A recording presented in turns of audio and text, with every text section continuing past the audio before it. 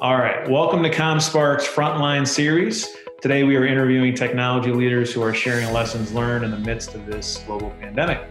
My name is Taylor Gorning, and here with me is Tonjia Coverdale. She's the VP of Information Technology at Central State University. Good to be with you, Tonjia. How are you this afternoon? Doing well, thank you. Thanks for having me. No worries.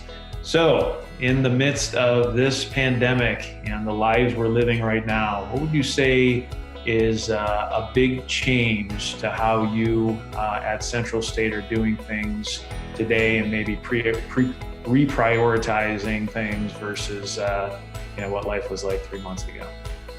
Absolutely. I would say it's been a major change because higher education is a very traditional industry in which, although we have a lot of students and distant learning going on, the operations of the university are largely still very much on premise. And so I'd like to say that the tech-apocalypse has happened, and we were definitely prepared for it. So I'm just so proud of the way we were able to shift because of the technology investments that we've made in the last year or so, and where we put in a cloud-first, mobile-first strategy, so that even before the governor said, hey, everyone needs to shift to work from home, Central State was able to, magically say, let's go and let's start our remote operations.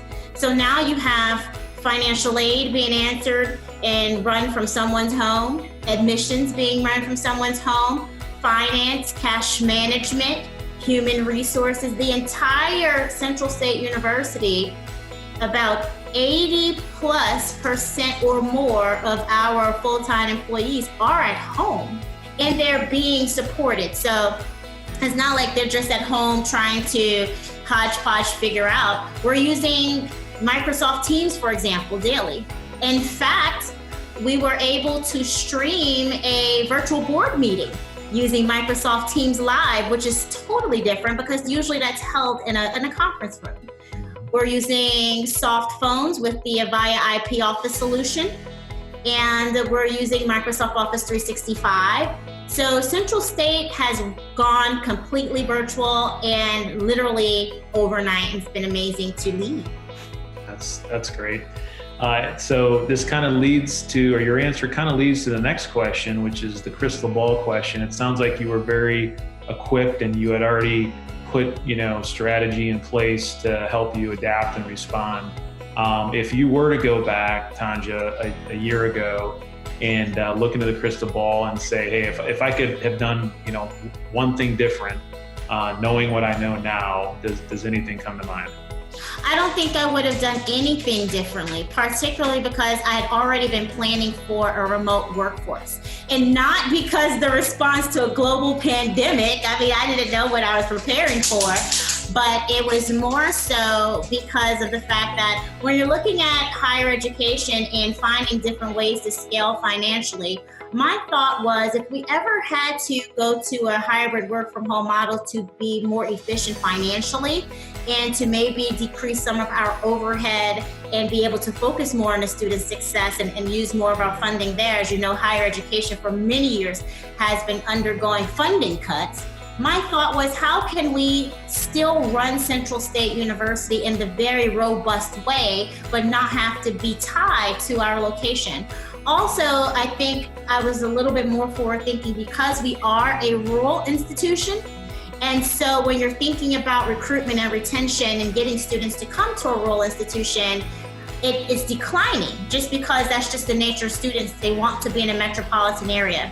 So my goal was always, how can we bring Central State to the world and be able to open up the walls of the university? And I started preparing for that about 2.5 years ago without knowing what I was preparing for. Yeah. I wouldn't change a thing.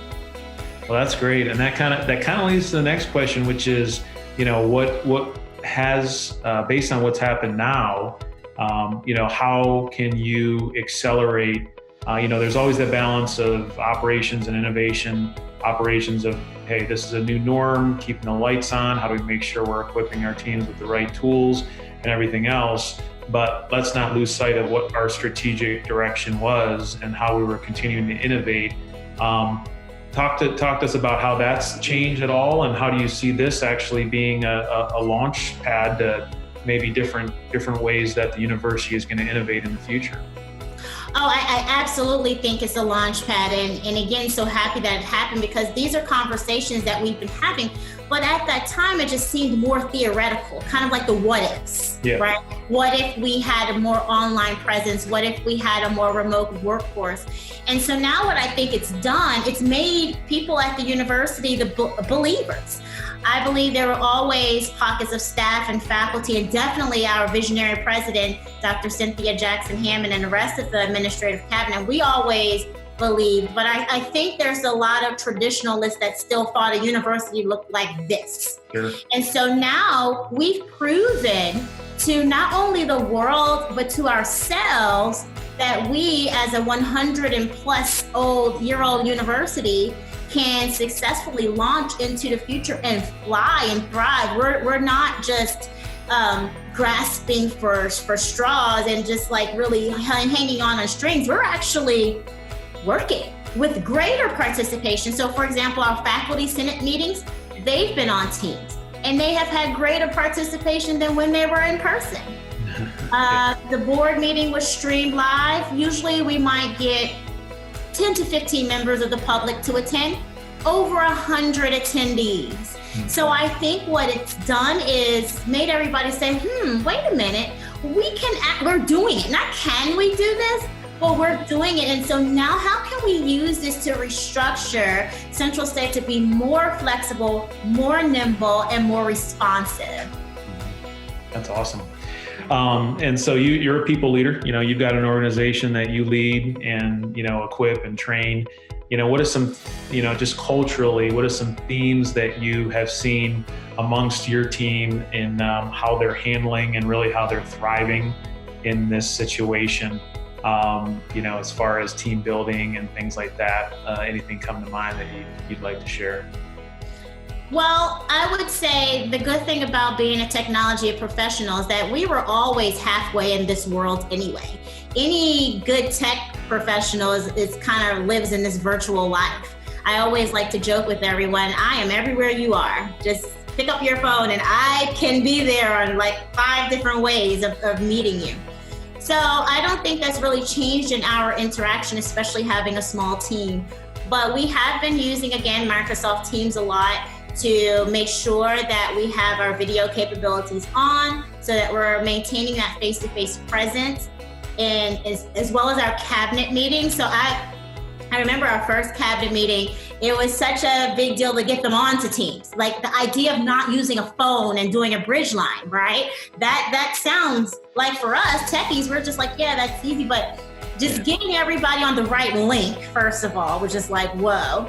Yeah. And maybe by week 3 or 4, we saw cameras starting to slowly come on, and by week now, whatever, I don't even know what week it is, but by week now, everyone is on with their tea and their coffee and we're just laughing and joking, and it's just been a wonderful evolution just to see how people interact.